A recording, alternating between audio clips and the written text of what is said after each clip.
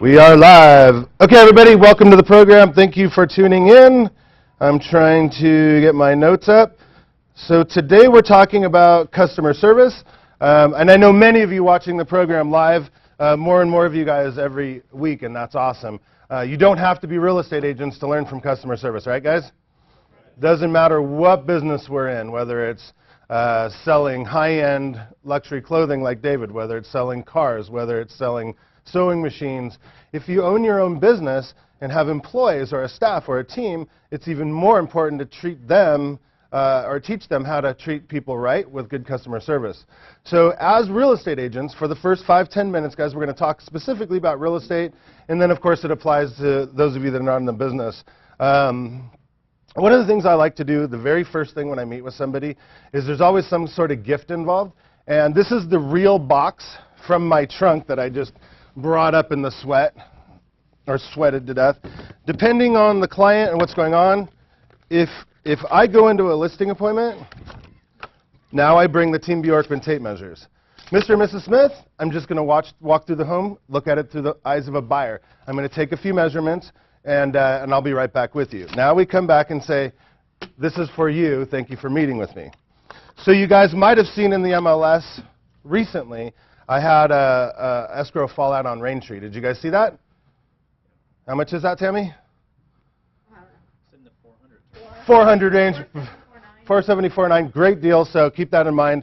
A couple weeks ago when I listed it, I brought them one of these. And these, depending on the gifts, don't have to be that expensive.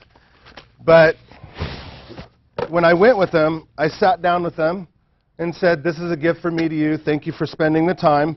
And it's the little wine thing, right? It's got the corkscrew and the who knows what. They were super excited to get that. So the reason I brought that up was to pitch that listing that we need sold. But little gifts, I think, are important. Now, that's for sellers. When we meet with buyers, I think it's really important to break bread with them. Now, if you hear sales language a lot, you hear breaking bread. So when you meet with them, you see Julie, when she invites us, our agent, she goes, would you like water or coffee, right? It's always appropriate. Wherever you go into a place and they offer you that, like I go into David's shop a lot, right?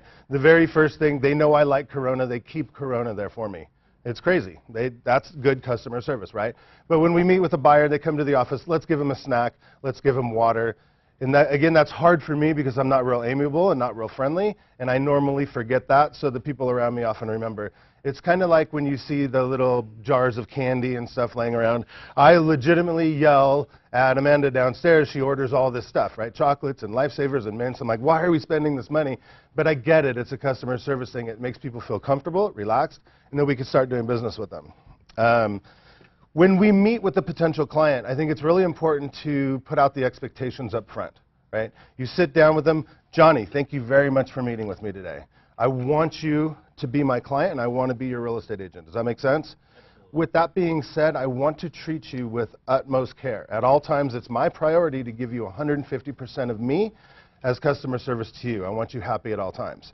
And if it's okay if you say that, who's going to say, well, that was rude? Why do you want to treat me good? That makes no sense. No, this person is actually saying up front and honestly, I want you to feel a part of the family. And did that make you feel unusual or uncomfortable? I liked it. All right. And obviously, it flows out a little bit different.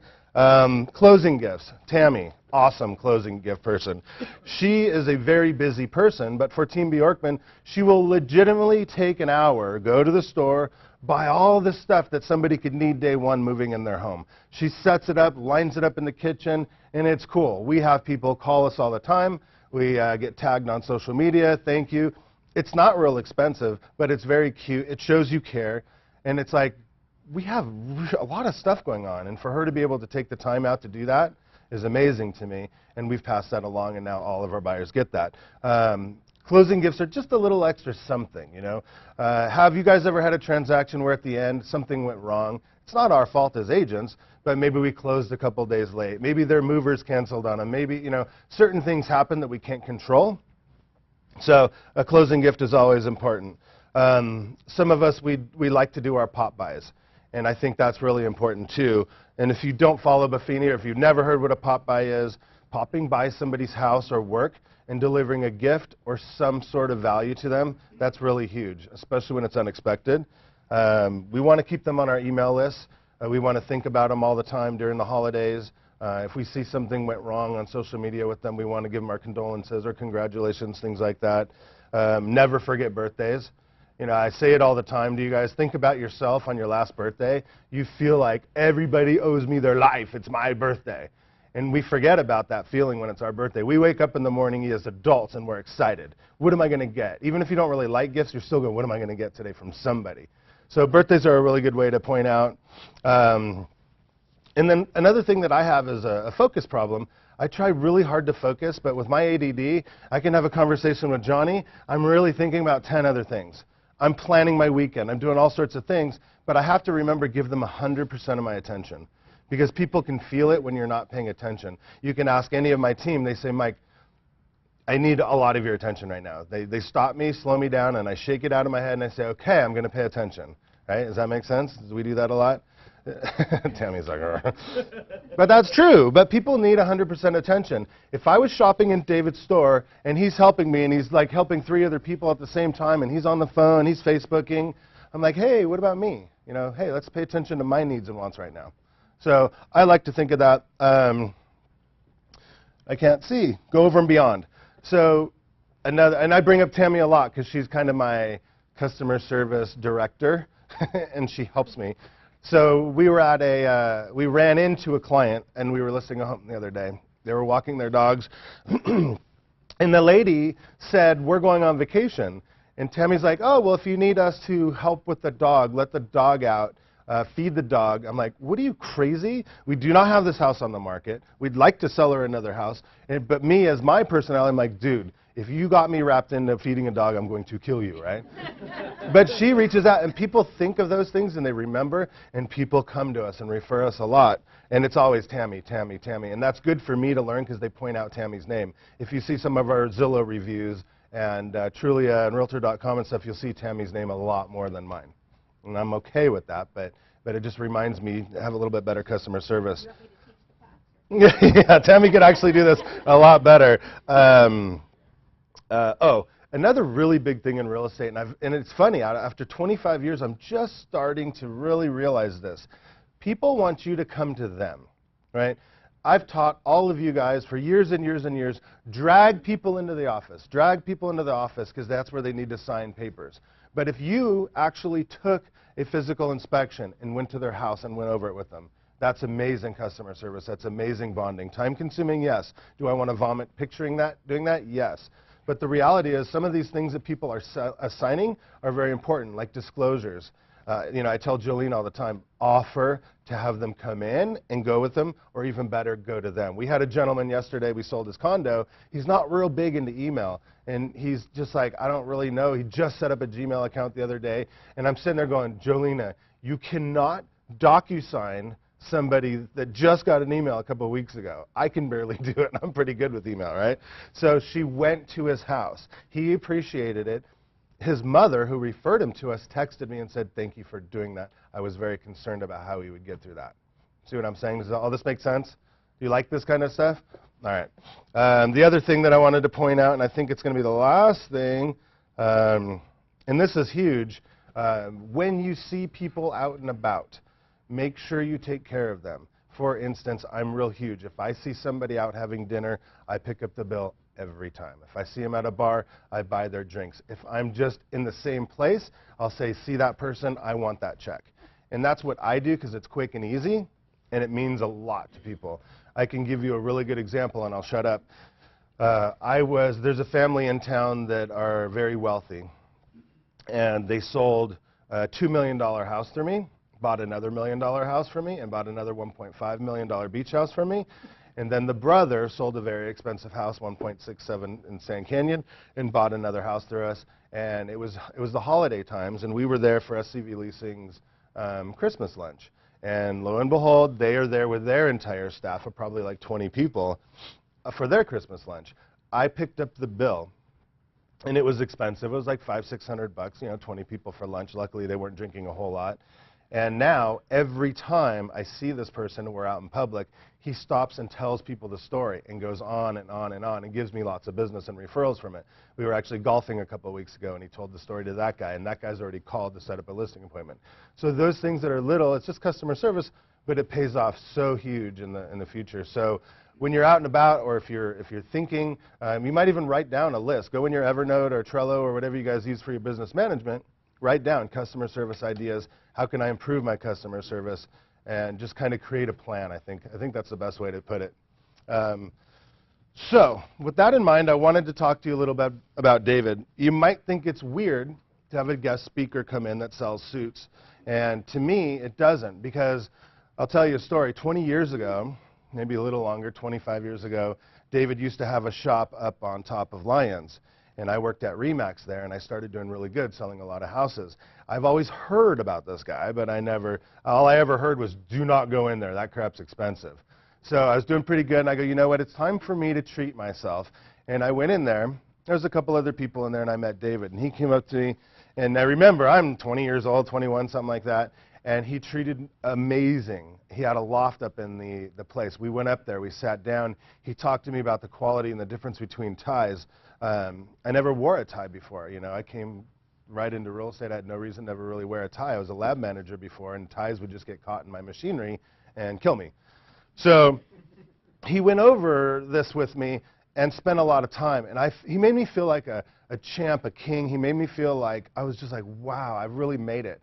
I have this dude that was really cool treating me like God, like I'm somebody special. And ever since then, if I go to like Nordstrom's Rack with the family, or if I go anywhere else, I'm walking through there going, oh God, I hope I don't get caught in here, because David will kill me. Because I commit to him a lot, and I do most of my shopping there. Almost everything I wear every day is from his store. You know, there's a difference in stuff. Like, he made these pants for me probably 20 years ago, and they're in just as good condition as the time I bought them. I probably wore them 100 times. So he's taught me the difference between quality and why it's okay to pay double the price because it lasts 100 times longer, and actually sat down with me a lot. Now, over the years, I've noticed other things. When I see him at charity events and stuff, he'll always pick up my drink, or say, come on, let me buy you a drink. Or he'll introduce me to somebody I don't know, and he'll go so far out of his way to introduce me to somebody. Now, being introduced to somebody is not a big deal, but the way he does it is he will go out of his way to say, Mike Bjorkman is one of the absolute best real estate agents I've ever met, and I trust him wholeheartedly, and I would hope you would too. That's how you introduce somebody, and I'm like, I'm floating all the time around the guy. When I go into the shop, he's doing 100 things at once. He drops everything and comes to me and waits on me hand and foot. Now, I don't expect that. It's kind of embarrassing sometimes, and I could even see him in the background telling the new staff, you better absolutely treat that guy like gold. And I can hear it, I can feel it, I can see what he's doing with his staff at all times. And then I've often caught him pulling one of his staff members aside, gently, respectfully, and saying, hey, if this particular thing happens again, this is how we handle that. I've had instances where maybe one of the staff members said something to upset me or whatever, and I'm like, oh no, nobody gets treated like that here. And I've mentioned it to him kind of jokingly, and I know things have been handled. Or he'll say, here, this next tie's on me, and he'll do amazing things to make it work. So I think I've given you enough reason to want to listen to him as he speaks today. And I've never heard him speak, and I don't know if he's ever spoke before about customer service, but I asked him to because he's that good at it. So can you guys give him a Home Smart welcome? Welcome, David Guenther. Thank you for coming. Perfect. Well, now I have to get my head to fit through here. I appreciate it. Absolutely. All right, have fun with that. Well, cool. Well, I appreciate you guys having me to get to do this. Okay. Mike and I had talked about doing something like this a long time ago, and it just, timing is hard to be able to get, to get things together, to get a schedule together, and, finally, he just said, you know what, I'm just going to book you for August, move your calendar, you're there. Here I am. So it worked out good. So obviously I'm here to talk about customer service, and it's an area where I'm not comfortable tooting our own horns, but we're really good. And I'll give you, before I even get into this, I'm going to tell you a quick story on why this was important to me and why, especially nowadays, why customer service is so important to me. Off topic just a little bit. I had gotten real sick a few years back. I had a brain aneurysm that burst. And when that happened, I should have died, but I didn't. So I survived. My wife called 911, survived the trip to the hospital, went in, had the CAT scan. They saw what the problem was. They gave me a 2% chance of survival. The emergency room doctor and the clergy actually came into my bed and told me, with my wife standing there at my feet and my mom standing next to me, she had followed the ambulance too. The clergy and the doctor actually said, you know, Mr. Guenther, what you have is very serious, and if there's anything that you want to say to your family or you think you'd like to, now would be a good time. So knowing I was dying, you really take a different view on life. So I made it down to UCLA. I had 35 hours of brain surgery. They put me back together, and here I am. So I only say that. Well, no, you know, I appreciate that. But the only reason I bring that up is because people are my passion. So I would do anything for clients. I would do anything for somebody else's client. I had a situation that just happened 2 weeks ago with a competitor of mine in Orange County. He does a lot of upscale stuff, and he had a. This is just a point about going out of your way to help others, because it'll always come back to you. He had a particular client who happens to be the CEO of Bank of America, and this guy buys a lot of clothes from him, was having a wedding. One of his kids was getting married, needed some suits for little kids, which he doesn't deal in little kid suits. So he called me, hey, what do I do? And so we were able to work it out to be able to get these suits for the little kids. Well, it turns out, without going through the whole story, that he was going to be in town up till Saturday. The clients were leaving town from that Saturday till the following Saturday. He was coming back in town.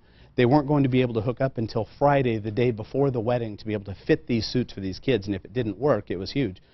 And he was so panicked, and I just told him, hey, no problem. Just let me know if your schedules don't work out while you're out of town. Let me know, because I'll go down and I'll fit your clients. You know, they don't need to know who I am. They don't need to know anything about me. But I'll drive to Orange County on my dime to fit these kids in their suits, to be able to have my tailors do them and have them finished when he comes back. And so we did that for him, and I didn't charge him a penny. He tried to pay me money. I put the cash back in an envelope, sent it back to him. I just said, this is what friends do. So that's just, think of just the big picture. So it's not always about money, what can I get? So I'll start with this.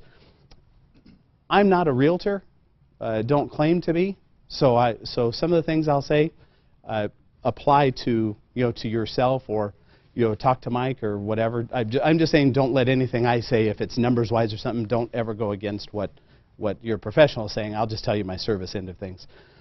My first thing I wanted to say is, all houses, and it's something for you to realize, in my industry there are all kinds of different prices of suits and different kinds of things. And are people going to pay more and expect better service, or they're made not so nice and they're cheaper? When you are selling a house, the house already has a list price. It's $749,900. The only difference that those people have in that whole transaction is you. So it's the same price. So either they like you better than somebody else and they hire you, or they like somebody else better than you and they hire them. There's really no option. It's going to be one of those things. So you need to do what you can to stand out. It's going to take a little bit of time. I'm sure some of you have been doing this probably for a long time. But it takes time to build the reputation of service. You can't just all of a sudden have your name out there and have everybody know that you're the top, the top person or whatever. It's going to take some time to build that. But once you build that, as long as you stay consistent with what you do, it'll never go backwards. Your business will just continue to build. I had been thinking, for me, and again, some of this will be real estate based, and then some of it will just be general service based. But for me, if I were coming into real estate, if I wasn't doing what I was doing, and I said, Mike, you know what, I want to get my real estate license and sell real estate, how would I start? The first thing I would do is break down how much money do I want to make, and how much time am I willing to put into making that, and then that's going to tell you with your average sales price of homes in the area. It's going to tell you how many homes you need to sell or list or whatever. So you break those things down. So I did a little bit on what I would think. my understanding is that the average family moves approximately every 5 years. So with that being said, you don't always need to be in pursuit of a lot of other clients. I mean, it's great if you are, and I'm all going as hard as you can to get as many clients as you can. But mass numbers are not necessarily your goal. Your goal is closing deals and putting money in the bank. So you don't need 500 clients necessarily. You don't need 500 clients. What I figured is if you just figure $100,000 a year. So to make $100,000 a year, which is a pretty nice income. So if you want to make $100,000 a year on average, knowing that people move on average every 5 years, I just picked a number and said if selling prices of homes were $700,000, your 3% commission on $700,000 is $21,000. So what you need after some expenses that you're going to pay out of that, to me, approximately 7 great clients, so 7 sales a year. So if you have 7 sales a year that are in that range, you're going to be a $100,000 earner. If you take that out then for the fact that people move every 5 years, you need 7 sales per year for 5 years is 35 people. You don't need 500 clients. You don't need to be in the pursuit and spending all this extra money to be able to try to get 500 or 700 clients. What you need is 35 kick-ass clients. You need 35 to 50 people who you have built relationships with, who will use you when they buy a home, sell a home, refer you to others. If they refer you to others, you've already got your 35 to 50. If they refer you to other people that use you, that's bonus. It's just bonus money. Just focus on your 35 to 50 people and make sure you take care of them right. By doing that, I had also figured with that same turn with them selling if they do every 5 years, every single client that you have is worth $60,000 to you over 20 years. So it just doesn't take a lot. So every client that you take good care of who's going to continue to use you without even giving you any referrals, if it's just them, every one of them is worth $60,000 to you over 20 years. To me, that's a big deal. So just figure how many 60,000s you need, and that'll tell you what to do. One of the first customer service things that I would say, and I'm giving you this presentation from a client perspective. So I don't sell real estate, so what do I want if I hire you to be able to sell me my home? One of the things that's a real pet peeve of mine, in fact it was a huge pet peeve. Up in the Antelope Valley where I live, we had a property that we were selling, and it was about $1 million property. But we had hired who was a friend, should have been the most gung-ho guy to do it. But we had $1 million property for sale, and he just never was in touch with what was going on. And I'm thinking, gosh, okay, he's going to have $60,000 in commission, and because he was listing it, and we figured he was also going to sell it. So he's going to have about $60,000 for commission, and never let us know kind of what was going on. And we started thinking, man, what's happening? We didn't know. So one of the first things I would say is that I think you should ask those clients when you're in your process of getting your stuff going through, ask them, how often would you like me to update you on what's happening?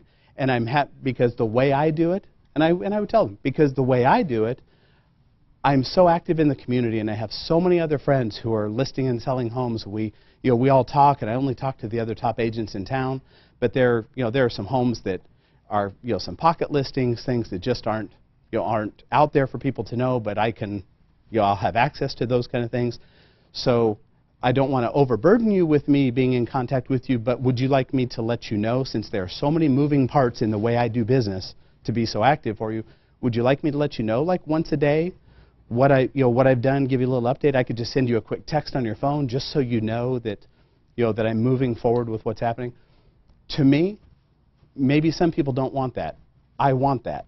So if I get a text that I'm 7 o'clock at night and I happen to look at a text and it's Tammy on the other end saying, hey, just want to let you know these 3 properties are getting ready to hit the market, and whatever. I mean, it's so awesome. So do that. Definitely stay in touch with your clients. And if it's going to be 2 or 3 days before you're in touch with them again, man, I would let them know, because 3 days to a home seller or a person looking to buy a home, 3 days with no contact with my agent, I'll be bouncing off the walls, because I just want to know. It's like, man, come on, what's going on? So make sure to do that. To me, that's really important. Product knowledge. Product knowledge, this sounds like, why would this be a customer service thing? But product knowledge is a huge customer service issue. And if you have it, it's a huge bonus for you. And if you don't have it, you're going to always struggle. The analogy that I would use is if you go to a restaurant and you ask the server, oh, what's in this, what's in this dish or whatever, and the server leans over and they're reading off the menu, oh, it has onions and cilantro and whatever. I can read that. I don't need that. What I want you to let me know is it good? Have you had it? Is it popular? How do they serve it? How do they make it? What's special about it? That's what I want to know. I mean, I don't need to know everything about it, but I really don't like when I go somewhere. Another analogy, if you go to a car dealer and you're looking to buy your car, and you ask the salesman about this particular car, what's the difference between this one and this one? And the guy walks over and looks at the window sticker, and he's like kind of reading on the window sticker. Dude, I can do that. Go on in, let's just cut your commission right off the top. I'll sell myself the car, pick the one I want, and you can be done. Product knowledge is huge. One of the things I like about Mike specifically, and I'm not doing these things to build him up, but just what I've appreciated about him over the years, and especially now, as my wife and I are looking to moving into town. Tammy and Mike had sold a house to my daughter and son-in-law about a year ago. And I'm going to go off on a little tangent because this is how important it was. My daughter and son-in-law thought that they would never be able to buy a home. It's like, nowadays, how do you even save up for your first down payment to be able to buy a home and to be able to move and buy a first home in Valencia as a young married couple? I mean, it's got to be overwhelming. And my first, actually, it was a text to Mike. My first text to Mike, hey, Mike, my daughter, Krista's looking to buy a home down here. Is there anything they might be able to afford?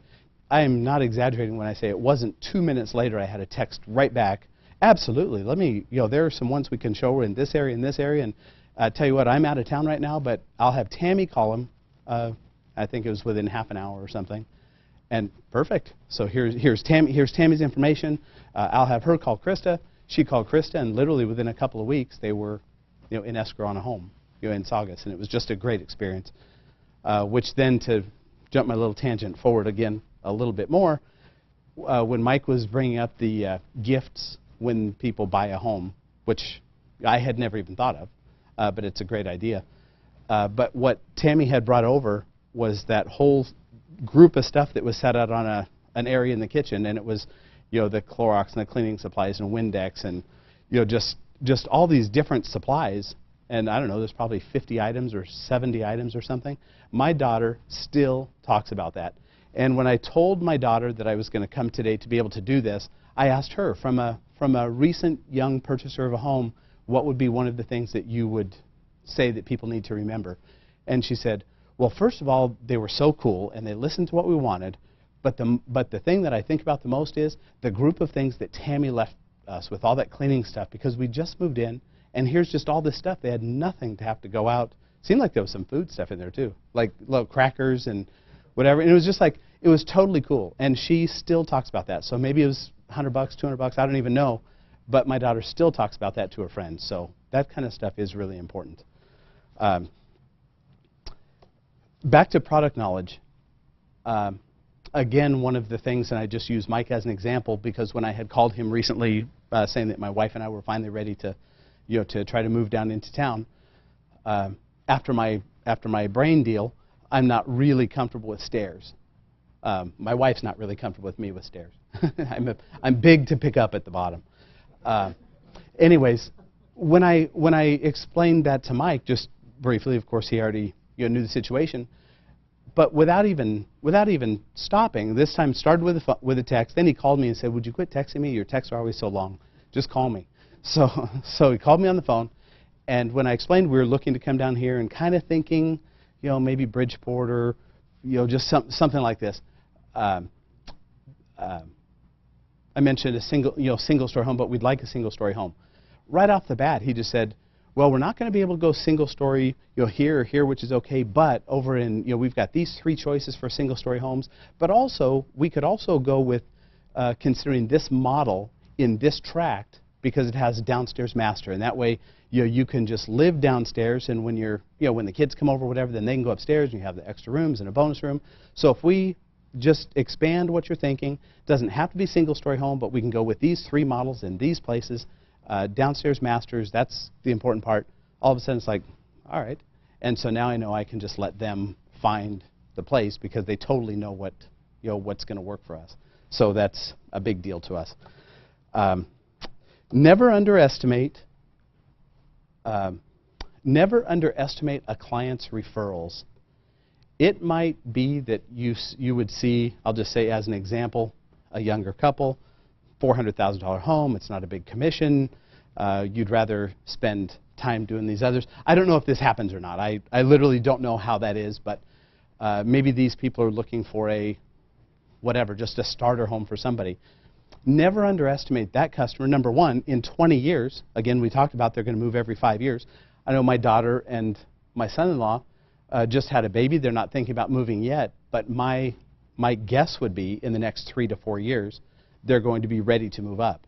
And when they're ready to move up, it's an automatic phone call, to be able to call Tammy or call Mike, and they know that they're taken care of. So they are locked in probably for the next 20 years, which is exactly what we were talking about.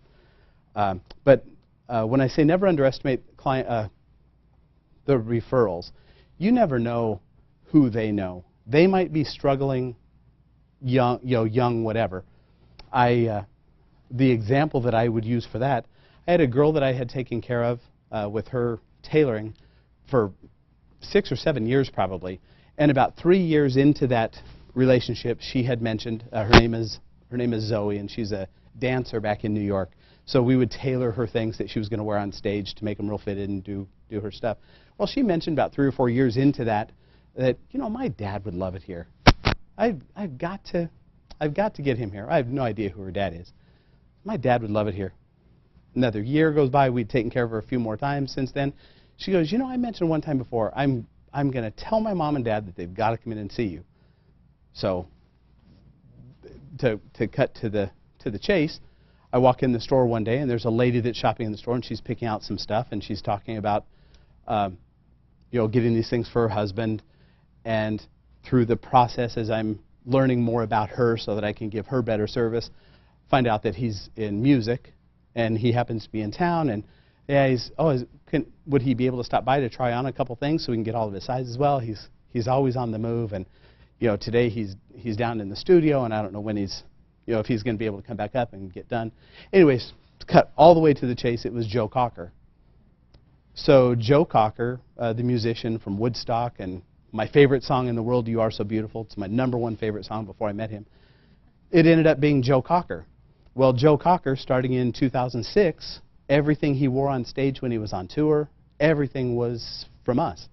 And then he told some of his friends, and that brought in some other big name, musicians. And we made a particular suit for Joe when he was knighted by the Queen of England. When he was over there, that's where he was from. And he sent me a personal letter that said that he had just had a private dinner with just he and the Queen of England, and that the suit he was wearing, she complimented his suit as being one of the finest suits she'd ever seen on a man in her life. So that kind of stuff. But that all came from tailoring ballerina pants. I mean, it was like, but literally, you never know who they are. So you need to treat, my point is, you need to treat everybody like gold, because everybody deserves it. And to an older couple looking for a $2 million home, still a big purchase to them. Maybe they've had it before, they're doing it. To a young couple who is thinking, how on earth are we going to pay for a house? There's just no way we're going to be able to do this. They're stressed. They're staying up at night. They're nervous. They just can hardly function because it's such a big deal. You need to be that one to really help put them at ease and treat them just like you would everybody else. I just think that's really important. So that service end of things is just so important. let's see, my next thing is don't be dismissive of a client's hopes and dreams. Again, it's to you, this is one of many transactions. But if you treat them right and treat them like the gold that they should be treated, and that you really want to build this relationship with them for the next 20 to 30 years, treat them, just as perfect as you can. Part of why I say that is if they are, if they're looking at a 2-bedroom, 2-bath, 2-bedroom, 2-bath, 900 square foot home, as opposed to, maybe you come from, a big home. You have big rooms and high ceilings and big whatever. Realize that this is their dream. They didn't even realize that they would be able to do this. They're in a 1-bedroom, 1-bath, condo with crime and that kind of stuff, and they're just thinking, my gosh, is there any way that we can buy something so beautiful and have our own yard to mow and our own whatever? Well, when you're showing them that home may not be impressive to you, but that home is everything they've even dreamt of, for years. So realize that. Don't overplay it or don't overblow it because you don't want to sound fake, but you want to give them the service of really treating them like you realize how big of a deal it is. Also realize the young buyers, they've never been through the real estate transaction before, so they really need your help. And bring it to their level, and I don't mean from an education level. They may be way more educated than we are, but bring it to a level when you start talking about closing docs and sign this, and you're using short abbreviations for this, and this. Realize that what you're saying is going right over their head. If I started coming in here and talk clothing terms and telling you how a suit is made and talk about the sleeve head and the armhole and the silk thread and the leaf turn collar and all that kind of stuff, to me that's what I would talk about with my coworkers, but I'm not going to say those things to you, so don't use those terms with them. Let them know what these things mean. Ask them, is there anything that I have said or that we're going over? If there's anything that I say a certain way or you're not understanding exactly what it means, let me know, because I want to slow down and I want to make sure that you understand exactly everything about this process, and tell them, because I don't just want to sell you this house. I want to have you guys, for 25 years, I want to sell you guys every house you ever buy. So I want to make sure you totally know that I'm in this with you. So I think that's important, something like that. Do they have a special family heirloom, like a grandmother's china cabinet, something like that, or whatever it might be? The reason I bring that up is part of closing a deal is building, whether it's, and this is why it makes sense to come and talk to real estate people, even though I'm not in your industry. It doesn't matter if I'm selling suits or shoes or cars or houses or commercial properties or whatever. You still need to close the deal. And you're not going to close the deal until you can get that person, in my industry, I want to get that person picturing them in the suit and how great it's going to look and how they're going to feel in the suit. With a car, you need to picture them. They need to picture themselves driving that car, how comfortable it's going to be. It saves gas mileage. For you, it seems like you need to get those people, your clients, to picture themselves in the home. Once you can get them to picture themselves living there, you're probably 40% to the close anyways. So I was talking to Mike before. To me, one of the things that helps you with that, because people are more educated now, they know the salesperson's terms and the things, and when you're asking somebody for trying to get an appointment, so is it better for you, Tuesday at 4 or Wednesday at 1? How about now you know that I'm not going to pick one of those 2 days because you're trying to close me, and I don't like that. So stay away from those kind of things. Be really careful with those kind of things where people know you're trying to back them into a corner to do something. I just don't like that because it seems fake to me. And one thing, me as a salesman, it's hard to sell a salesman. So the same thing for you guys. Just talk to them like people and make it work. Anyway, so with that special family heirloom, maybe it's a great-grandmother's china hutch. And since you're prepared with your Team Bjorkman measuring tape, which was one of my things to put on here. It's so funny. I had no idea what Mike was going to say, and I'm sitting back there, and he pulls out this and the gift and this. I'm thinking, okay, check. Don't say that. Don't say that. Don't say that. So anyways, it would be, to me, a great idea if you're meeting with them and ask them, are there any, as I'm looking for the perfect home for you, are there some items that you have that are kind of the most valuable to you that you want to make sure that there are spaces in these homes for? And the lady might say, well, yeah, there's this, this is our favorite piece. I would never live in a house where it couldn't have this. So it's this hutch that you measure it, and it's 24 deep by 7 feet wide and whatever. Well, as you show them properties, have that in mind, because if they've already told you that they can't live without that and it's going to be there, if you take them to a property that does not have a single wall in it that can accept that, it's not going to be swept under the rug. It's not going to go away. It's starting the people out on a negative, and you never want to start out on a negative, especially, you never want there to be a negative, but you so don't want to start out on a negative. So you want to make sure that what you're showing them has a space for this heirloom that they have. Then when you go in the house, to me, you're showing them around. Watch for that glimmer of someone to say, boy, I really like this. Boom. Now you use your thing. But you wait for something, a smile, a comment. Oh, the kids would, boy, this would be a great room for the kids. Now's the time. So now you break into it. While you were just saying that also, I wanted to make sure you knew that I had already checked out, with your grandmother's, great-grandmother's china hutch, which is so gorgeous, by the way. But I've already checked on this wall over here. It will fit exactly in this space. There's actually 3 spots in this house where that will fit, so you have your choice. It can be dining room, it's on this wall. But anyways, could you picture that china hutch? Now you're not asking them, can you picture yourself in this house, which is a closing thing that people know that you're going to say, and it sucks. But can you just picture, when I was looking here, when I walked through, the other day, because I wanted to make sure that I was showing you the right properties, when I was walking through here, I was kind of looking and picturing, I knew one of the main things was I wanted to make sure that your grandmother's china hutch, had its right spot. And I had pictured it over here. I've already done the measurements. It leaves 18 inches on each side, and it really would balance the room by this and this. All of a sudden, what they're not picturing themselves in the house. What they're picturing is looking at this china hutch on this wall. Now they're picturing themselves in the house, but they don't realize that's what you had them do. So use that, and it's a salesman thing, but it's a customer service thing, because they know that you're paying attention to what they want.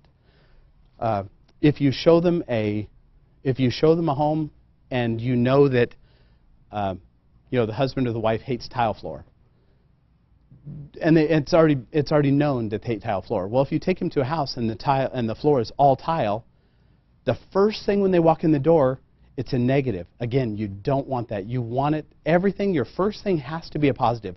Whatever it is about a property, when you're going to show a property or do whatever, the first experience has to be positive. So come up with it, whatever it is. Whether it's, this front door they had custom made in Paris, and it came over to, just this will give you a nice, entry into the detail that they thought on this door is reflected in the rest of the house. But I just wanted to draw your attention to how beautiful this is. Whatever. That could be dumb, but I'm just saying, use something, but you need a positive. You want to start off on the right foot. So if you go in and you take them into that house, and it has all tile floor, all ceramic floor, and they hate that because they love hardwood, to me, if I were selling that home or wanting to sell that home, I would let them know that now as we go in, Monica, you're going to notice a lot of tile floor. That was just popular when they had built this house. Don't worry, though. I know you don't like the tile, so look beyond the tile. I actually already took the measurements, and I called my flooring guy, and I've already checked, and it's going to be, there's whatever. There's 108 square feet of tile that's in here, and that can be changed out for $5,200, which on this home, to be able, if you can picture this home now with hardwood floor, and then with that cabinet back here and whatever, it can be done. And we might even be able to get the seller to, I know they're kind of motivated. Maybe we can even get them to take half the price, or to pay half the price, whatever. However that would work. It's just a good one.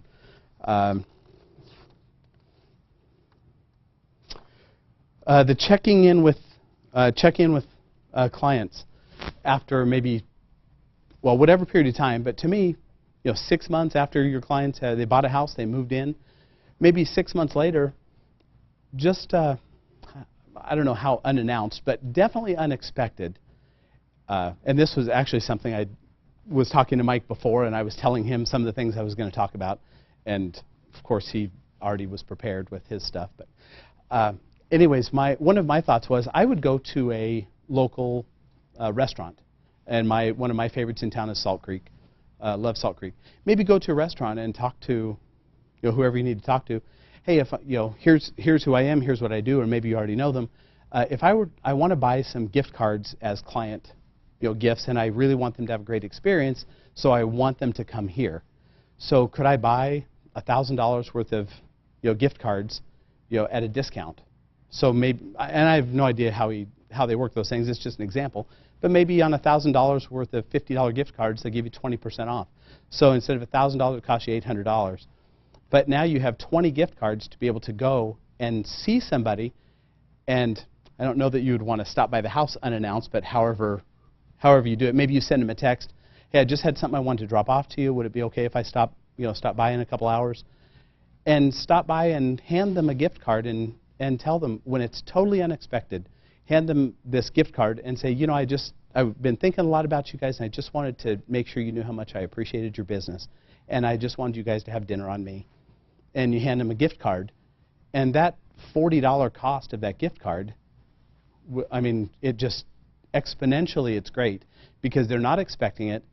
You're not expecting anything from it. It's different if you say, if you get for every lead you give me, I'll give you a $50 gift card.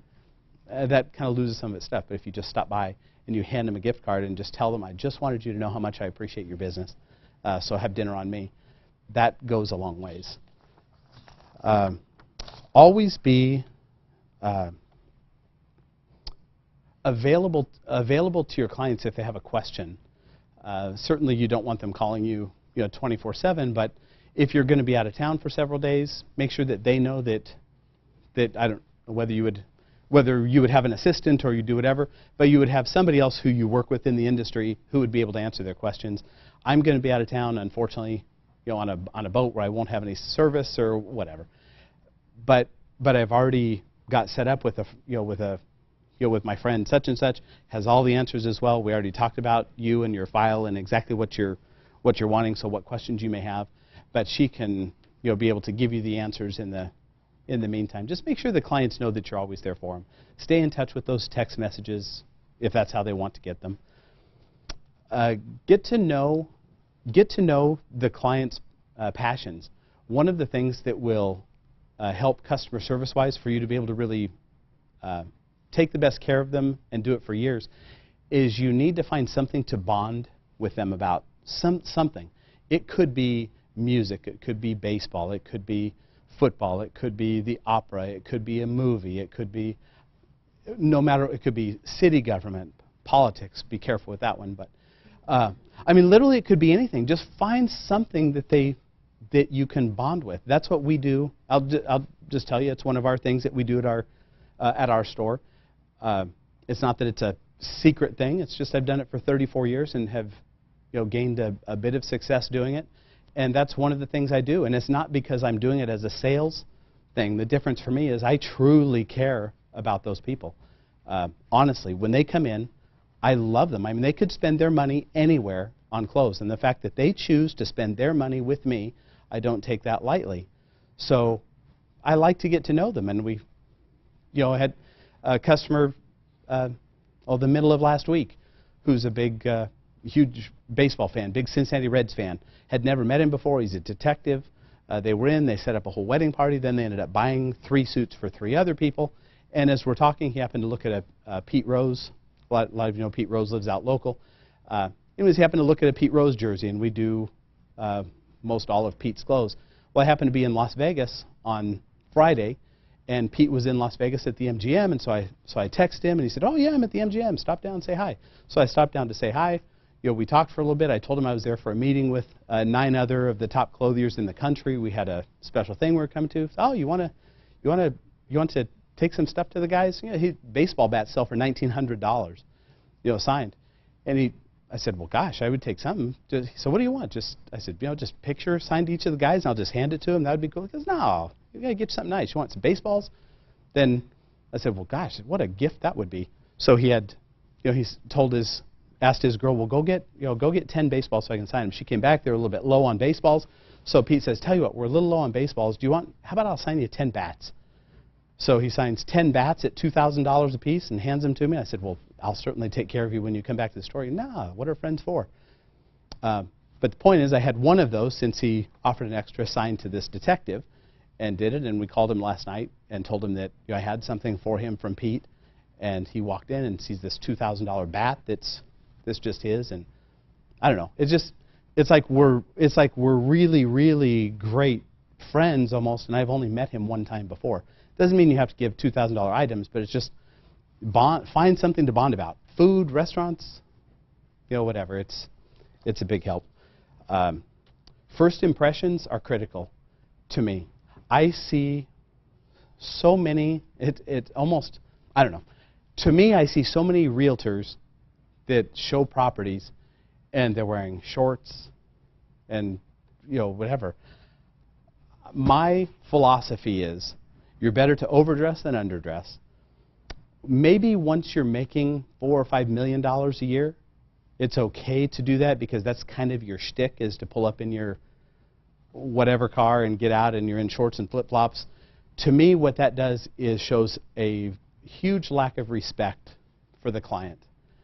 It doesn't mean you have to wear a suit, doesn't mean you have to wear shirts and ties, but you should at least be showered and and wear something, wear something that just seems professional to be able to go do it. It's nice to be able to work on your own and do your own thing and be your own boss and do all those things. But one of the drawbacks to that is not everybody is automatically cut out to be a self-starter who knows that there are responsibilities that come along with being a self-employed person or doing your thing.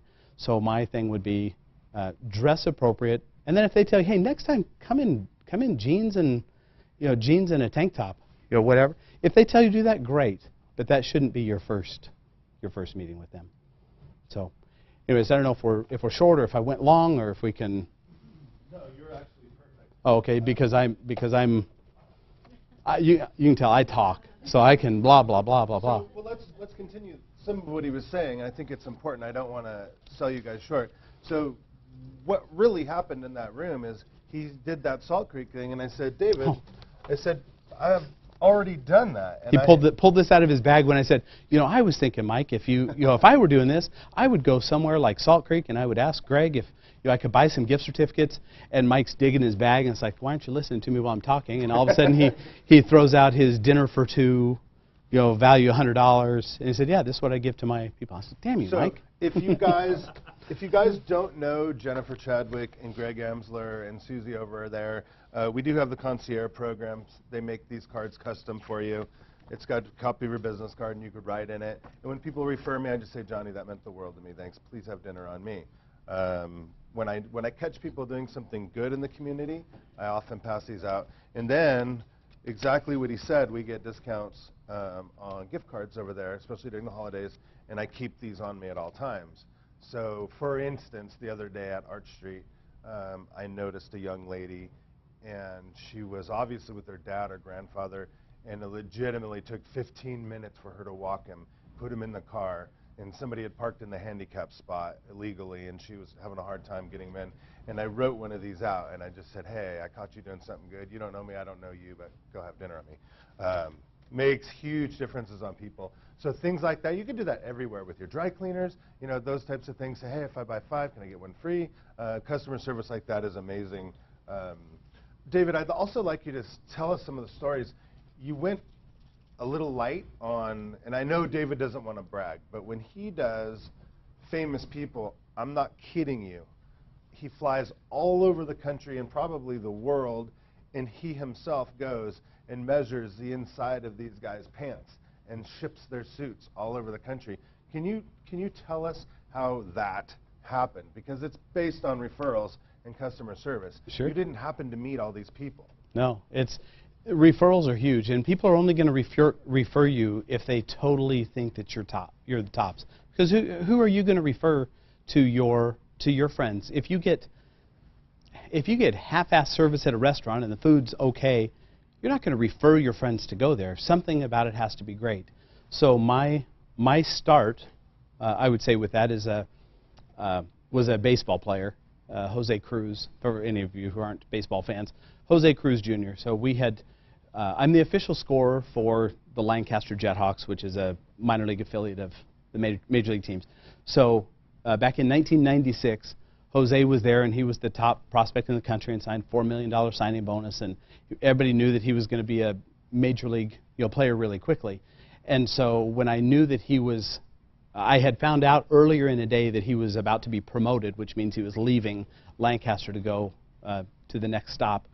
And so I searched him out that night after the game. So I caught him just as he had showered and was getting ready to get into his car that was going to take him to the airport, and shook hands. And we had talked a few times during the season, shook hands, and then I told him what I did, and I had a business card, and that I would be honored to be able to do clothes. When you get to the big leagues, and that's when they need suits to fly on the planes and stuff. I'd be honored to do some clothes for you, and I'll come see you no matter where you are. And about 4 months later, at 2 o'clock in the morning, my phone rings, and I pick it up, and it's just, "Hey, Dave, it's Jose." I had no idea who it was. "Hey, Dave, it's Jose. Hey, I got the call up. I'm going to be in Seattle. I'm going to be a Seattle Mariner tomorrow." And I said, "Are you serious? You know what? You need some clothes, dude." We're just talking that way. And he goes, "Yeah." So I got a plane ticket that next day. I met him in Seattle, and I measured him for some clothes. And then he ended up getting, and that went great. He ended up getting traded the next year to the Toronto Blue Jays. Invited me back to spring training. This could be too much for people that don't like baseball, but invited me back to spring training in Florida. So I went there, and while I was there, he introduced me to Jose Canseco and Roger Clemens and some of his other teammates. So I went in the clubhouse and started taking care of them. And then as those guys get traded to different teams, then they "Oh, you got to have my guy from L.A. You got to have my guy from L.A. come out and do it." And so they tell their friends, and then I fly to those. And the last thing, the biggest break that I had, I would say, was Pittsburgh Pirates manager that I had done some clothes for. He invited me to their spring training, so I went down and took care of 3 of the guys there, took the measurements. When I do that for somebody, I fly to go see them, take their measurements, but I never just send the clothes to them. I fly to them again because I want to deliver them in person. It's worth a $500 ticket to me. And if they're going to spend, I'll say it this way, and I tell people, they ask me, "Why do you fly to go see all these people?" Well, if they're going to spend $10,000 on clothes, if I told you that there was an envelope with $10,000 in cash at the airport in Dallas, and here's the locker number, and all you need to do is go pick it up, are you going to go pick it up? Well, of course. Well, so do I. And then it's like, man, I get it. So anyways, that happened. Bottom line is, when it was time to deliver those clothes, they set me up an office at their PNC Park in Pittsburgh, set me up an office in the clubhouse, and I ended up doing clothes for 19 of the players. While I was there, I took my 10-year-old son at the time with me, so the two of us were buddies, and we did $140,000 in a day worth of clothing, but that was from referrals. And can I have time for one more quick story on that, or do you got to go? Really quick. I'm just kidding. No. No. I want them to understand the power of customer service. I'm saying this is it. This is real. So now these guys are all over the country, and some are retired now, some are whatever. But I had the important part of this is you never know who you're going to run into, and always be prepared with what you do, and be proud of what you do. Nobody knows. If I were just to pick a person, I won't even look at anybody. If I were to pick this person right here, I don't know, looking at anybody in this room, if you have only closed 2 deals, if you haven't closed a deal yet, or if you make $4 million a year selling real estate. I have no idea. I can kind of tell a little bit by how you carry yourself, because you carry yourself with confidence. You're either a player or you're going to be a player. So either way, I want to do business with you. But anyways, I'd been invited to a restaurant down in Beverly Hills, and it was all A-list people except for me. So there were red carpet out front with photographs. Literally, I was the only nobody in the place.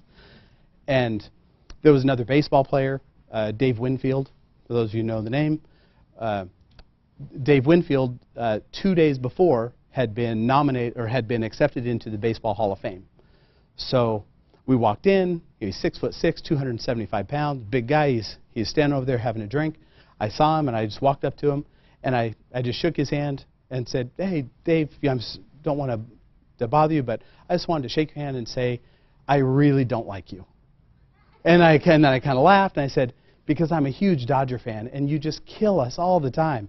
You know, and kind of laughed a little bit, and then said, no, seriously, even with you being one of our biggest, you know, kind of enemies, you know, on the field, everything you've done, I really admire on the baseball field. And I just wanted to tell you congratulations on the Hall of Fame from a Dodger fan.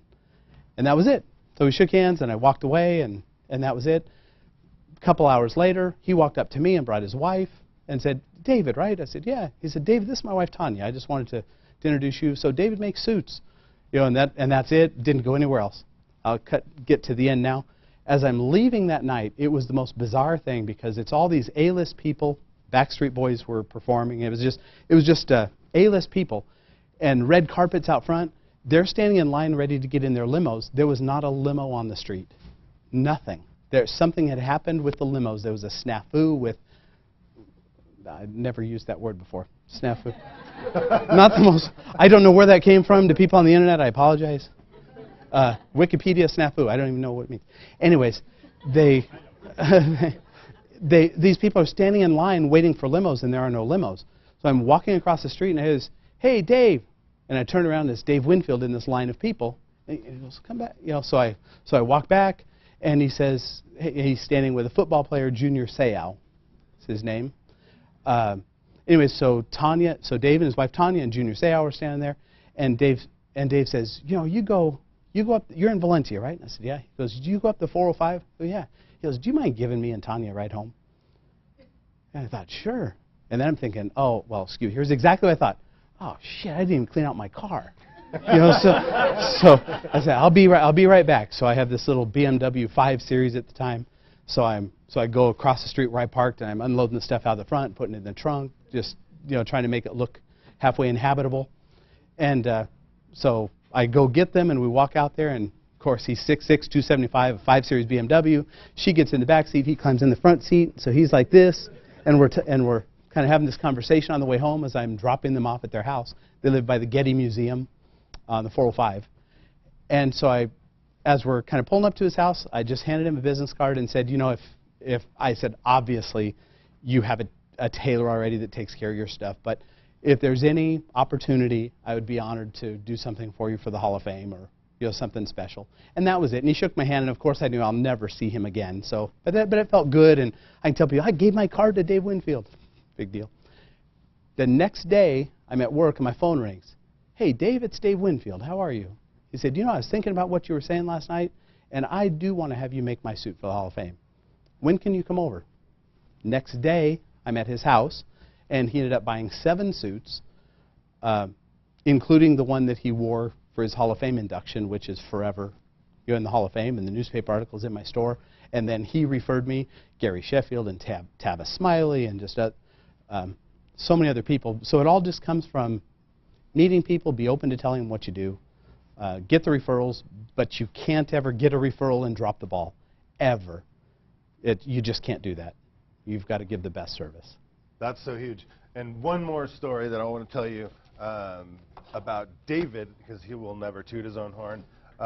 So he's watched me from a crazy single party guy to get married, start having a family, and a couple of different things. A few years ago, my son Max, you know, I'd bring him in there all the time. He's just a little kid, and David would come out of the back, and he gave him this baseball hat.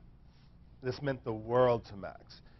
David always comes in and takes care of my wife and the kids before me to make sure they're always happy. They have waters, they use the restroom. So now, this is not a lie or exaggeration. If you go anywhere near the mall, Andy, what does Max want to do? He wants to go give him a hug.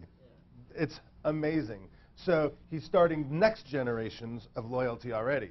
So now, here's Andy, my 19-year-old. He is getting into sales. He's never had to wear a shirt and tie before. I go in there with Andy. We're renting his prom tuxedo, so everybody knows everybody. We're a big family.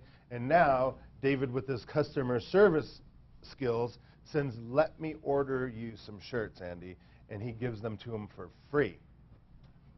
Right? Then I think Andy's wearing one right now.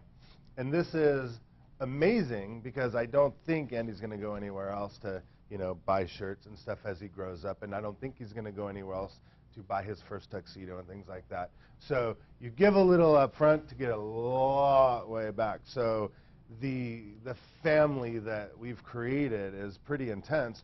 If you ask yourself or think back in time, do you in your life have anybody that you could stand up here and say these neat little stories about?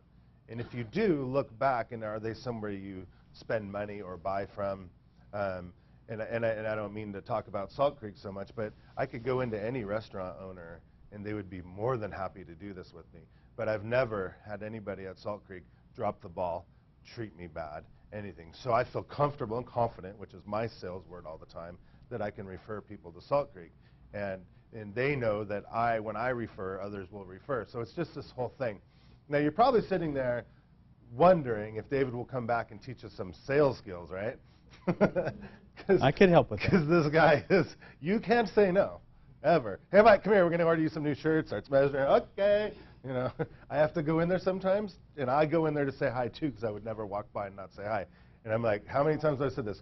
I'm not in the mood. Yeah, but you still buy. Yeah. I was going to say, I don't want to take my shoes off. I don't care about your new shipments. I just want to say hi and give you a hug and leave. You could not care all you want, but you're still with a bag. That's right. That's right. That's right. So also one of the little surprises that I have for you, David has agreed to stay a little bit long today while we're mingling and having lunch like we always do. I brought about 10 ties if you want to learn from the master of how to tie a tie. He's agreed to help us out with that. Is that cool? All right, can you guys give him a thank you for being here? Thank you.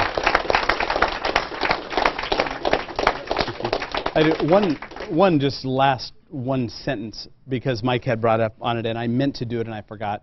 Do not pay attention to their kids. It's for those of you who are parents. I'm a parent. I'm a grandparent. It means so much to me if I go into a place. I brought up my kids good, just like Mike with his kids and others. I brought up my kids where I'm really proud of the way they are as people. And when other people recognize that or say something to them, or someone I do business with shakes my son's hand and says, "Oh, Ricky, boy, it's real nice to meet you. I've known your dad forever, and boy, you're just a whatever, chip off the old block." It's just I always, if customers come in, I will talk to the customers. But I'll go over and I'll find out, oh, the kid that's 8 years old. Oh, what's your name? Michael, my name's David. How are you? And you fist bump the kid, and he feels good, and the parents love you, and so give respect to the kids. That's a huge part in bonding with your clients. Absolutely. All right, so enjoy your lunches. Dawn, did you bring lunch today, Dawn?